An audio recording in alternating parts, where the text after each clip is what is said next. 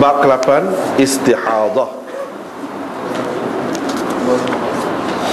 Imam Bukhari dengan sanadnya meriwayatkan daripada Aisyah radhiyallahu anha, katanya Fatimah binti Abi Hubeish berkata kepada Rasulullah sallallahu alaihi wasallam, "Wahai Rasulullah, saya tidak suci, yakni darah saya tidak berhenti keluar. Adakah saya perlu meninggalkan sembahyang?"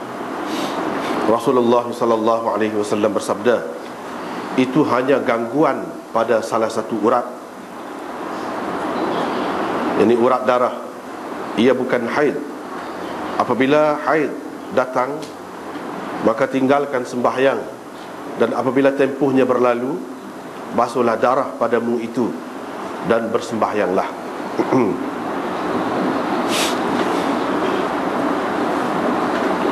Bab ke-9 membasuh darah haid.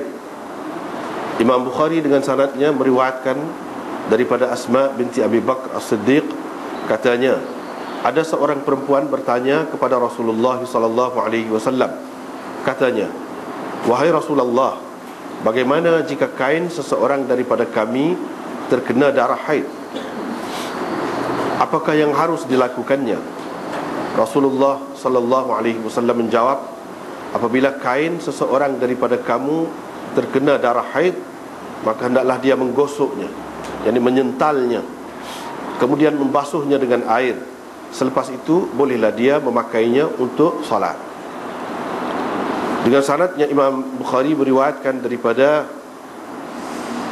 Aisyah radhiyallahu anha, katanya, setelah suci daripada haid, kami menyental, yakni kami terlebih dahulu menyental bahagian kain yang terkena darah haid, lalu membasuhnya di samping membasuh keseluruhan kain itu.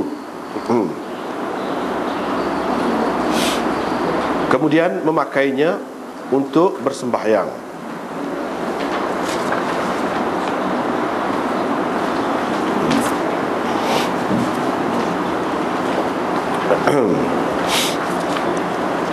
Bab Istihadah. Bab yang ke-8 daripada Kitabul Haid, daripada Kitab Al-Haid, ialah Bab Istihadah.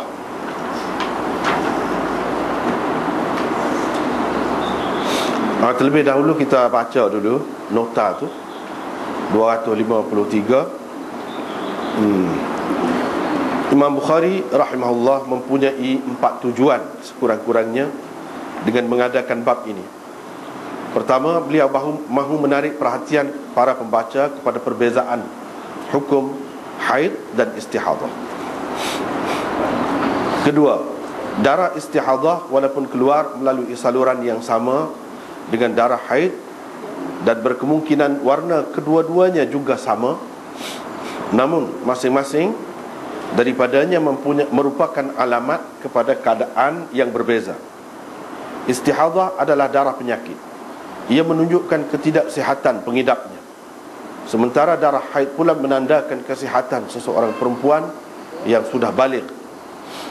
Ketiga, beliau mahu mengisyaratkan kepada perbezaan pendapat para ulama tentang kaedah yang seharusnya digunapakai oleh seseorang perempuan yang beristihadah untuk menentukan sama ada ia masih dalam keadaan berhaid atau haidnya telah berhenti.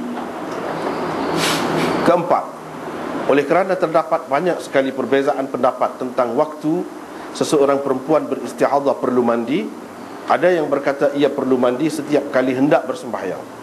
Ada yang berpendapat mustahadah, yakni perempuan yang beristihadah perlu menjamakkan sembahyangnya. Ia dikehendaki mandi sebelum setiap kali akan menjamakkan sembahyang.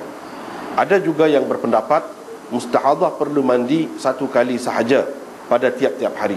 Tetapi kebanyakan ulama, yang jumhur ulama, berpendapat mustahadah hanya wajib mandi pada ketika suci daripada haid sahaja. Dalam masalah ini Imam Bukhari rahimahullah sependapat dengan jumhur ulama. Walaupun di dalam hadis bab ini tidak disebutkan tentang mandi ketika suci daripada haid, namun di dalam hadis yang sama, nombor 314 di bawah bab 24 akan datang, dengan terang tersebut di situ perintah Nabi SAW supaya mandi ketika suci daripada haid sebelum bersembahyang. Itu beberapa perkara. Beberapa perkara yang Imam Bukhari maksudkan dengan buat bab ni.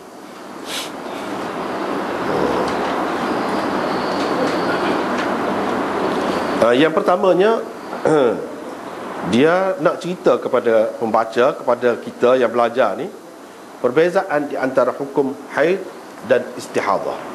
Kalau kita perhatikan kitab ni, kitab haid, kitab tentang haid. Tetapi sekarang ni Imam Bukhari Imam Bukhari sebutkan bab istihadah pula, padahal kitab haid. Dalam mukaddimah dulu, mula-mula dulu sudah sebut dah perkara ni. Apa tujuan Imam Bukhari buat gitu? Tak apalah, sekali lagi kita sebut oleh kerana ramai antara kita ni mungkin tak ada di peringkat awal dulu. Imam Bukhari buat tajuk haid oleh kerana kebanyakan perkara yang dibincangkan di dalam bab ni, dalam dia panggil kitab. Kitab ni bab besar lah. Di bawah kitab tu ada bab-bab kecil. Oleh kerana kebanyakan bab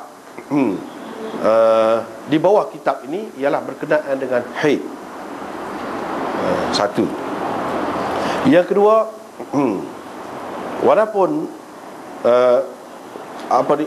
yang besarnya berkait dengan haid, tetapi hak lain-lain yang ada kaitan juga dengan haid, sama ada dari segi tempat keluarnya sama, ataupun punca dia sama, ataupun warna dia sama lebih kurang, dan benda yang keluar tu sama, maka Imam Bukhari buat masuk juga hak lain-lain di bawah tajuk ni, di bawah kitab besar ni.